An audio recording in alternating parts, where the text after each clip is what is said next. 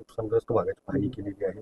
काय परिस्थिती आहे एकंदर निदर्शनास काय? माननीय शिवसेनेचे मुख्य नेते महाराष्ट्र राज्याचे उपमुख्यमंत्री एकनाथ शिंदे साहेबांच्या आदेशाने लातूर जिल्ह्यामध्ये आज पूरग्रस्त भागाची आणि जिथे जिथे अतिवृष्टी झालेली आहे त्या शिवारांची पाहणी करण्याकरता आज मी इथे आलोय. सकाळपासूनच लातूर जिल्ह्यामधील मला वाटतं आता माझा हा तिसरा तालुका आहे. 8 की 9 गावामध्ये मी भेटी दिलेल्या आहेत. प्रचंड नुकसान हे शेतकऱ्यांचं होताना दिसतंय.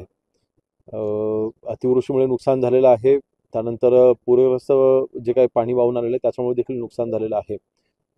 2-3 महत्त्वाच्या सूचना ह्या प्रशासनाला मी केलेल्या आहेत. महसूल राज्यमंत्री म्हणून विशेषतः ज्या ठिकाणी नदीच्या प्रवाहामुळे पूर्ण जमीन खरडून निघालेली आहे, काही काही ठिकाणी च्या प्रवाहामुळे किंवा जोरामुळे जमीन पूर्णपणे तुकडे पडलेले आहेत, ते देखील वाहून गेलेले आहेत. तर अशाचे पंचनामे हे महसूल आणि कृषीने संयुक्त पंचनामे करावेत, अशा सूचना आपण केलेल्या आहेत.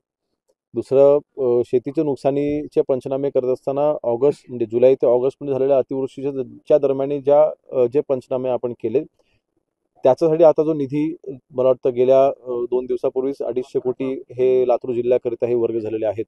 परंतु ती नुकसान भरपाई देत असताना त्याच शेतामध्ये पुन्हा कालच्या या पावसामुळे अजून वाढीव नुकसान झालेलं आहे. त्याचे वाढीवचे पंचनामे करण्याच्या सूचना आपण केलेल्या आहेत.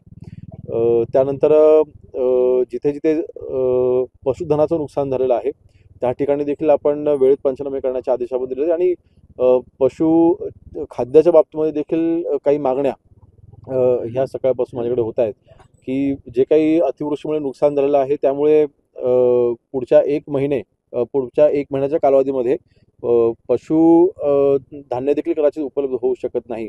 त्याकरता देखील उपाययोजना करण्यासाठी मी सूचना केलेल्या आहेत. तर एकंदरीत माननीय मुख्यमंत्री महोदयांनी कालच या बाबतीमध्ये सगळ्या शेतकऱ्यांना आश्वस्त केलेलं आहे की या बाबतीमध्ये वाढीव मदत ही नक्कीच शेतकऱ्यांना दिली जाईल.